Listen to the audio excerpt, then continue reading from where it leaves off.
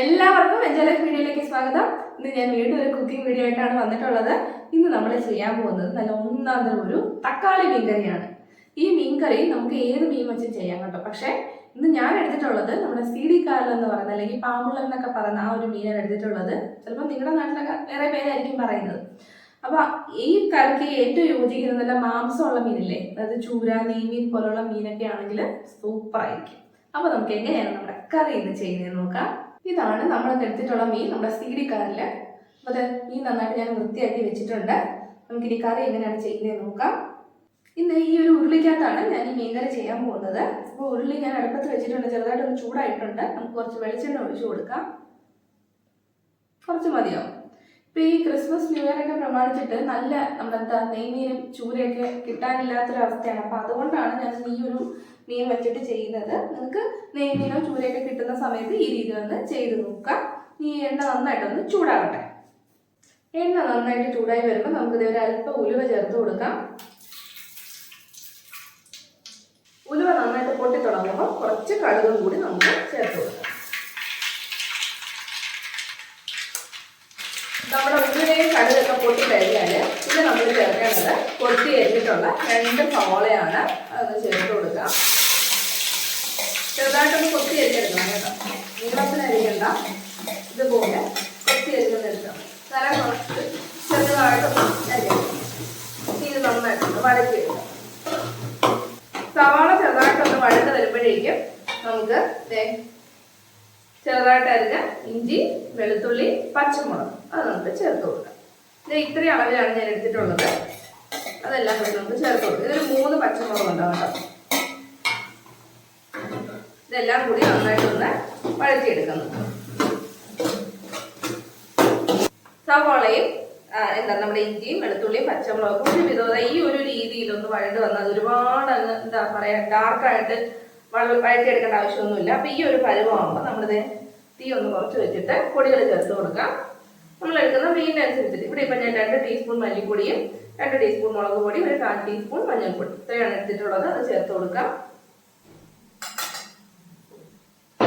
ഇനി ആ പൊടികളുടെ പച്ചമണമൊക്കെ ഒന്ന് മാറുന്നത് വരെ നന്നായിട്ടൊന്ന് വഴറ്റി കൊടുക്കാം. ഒന്ന് മൂത്ത് കിട്ടിയാൽ മതി.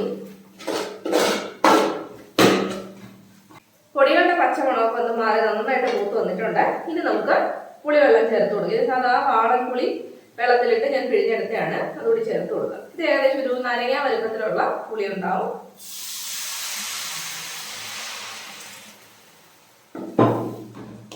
പുളി ചേർത്തിട്ട് നന്നായിട്ടൊന്ന് ഇളക്കി കൊടുക്കാം. ഇനി ഒന്ന് തിളച്ച് വരണം. ഇനിയാണ് നമ്മൾ ഇതിലുള്ള പ്രധാന ഇൻഗ്രീഡിയന്റ് നമ്മൾ തക്കാളി ചേർക്കേണ്ടത്. ഞാനൊരു 3 തക്കാളി വട്ടത്തിൽ അരിഞ്ഞെടുത്തതാണ്. അത് ചേർത്ത് കൊടുക്കാം. തക്കാളി ചേർക്കുന്നുണ്ട് അതിനനുസരിച്ചുള്ള പുളി ചേർത്ത് കൊടുത്താൽ മതി കേട്ടോ. ഒരുപാടൊന്നും പുളി ആയിപ്പോയാൽ കറിയുടെ ടേസ്റ്റ് മാറിക്കും.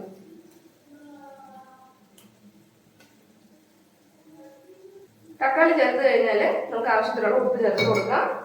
ഇനി എല്ലാം കൂടി ഒന്ന് മിക്സ് ചെയ്തെടുക്കാം.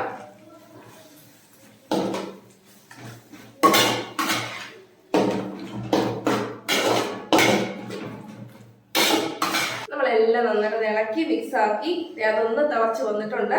ഇനി നമുക്ക് മീൻ ചേർത്ത് കൊടുക്കാം.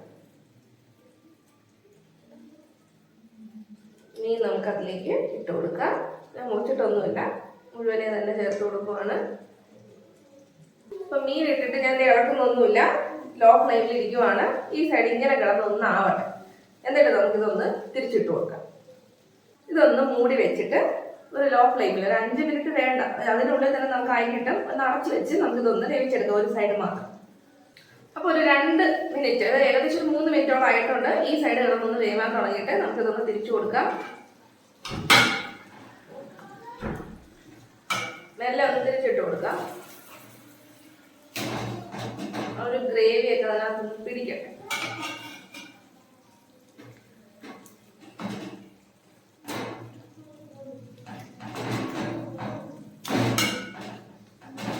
ഈ ഒരു സൈഡ് ഒരു 2 മിനിറ്റ്, ഈ സൈഡും ഒരു 2 മിനിറ്റ് ലോ ഫ്ലെയിമിൽ കിടന്നിട്ടൊന്നായിട്ടുണ്ട്.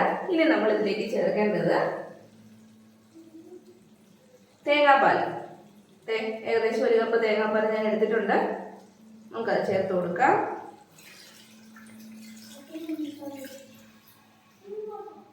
നമുക്ക് എത്ര ഗ്രേവിയാണോ വേണ്ടത് അതിനനുസരിച്ചിട്ട് ചേർത്ത് കൊടുക്കാം കേട്ടോ.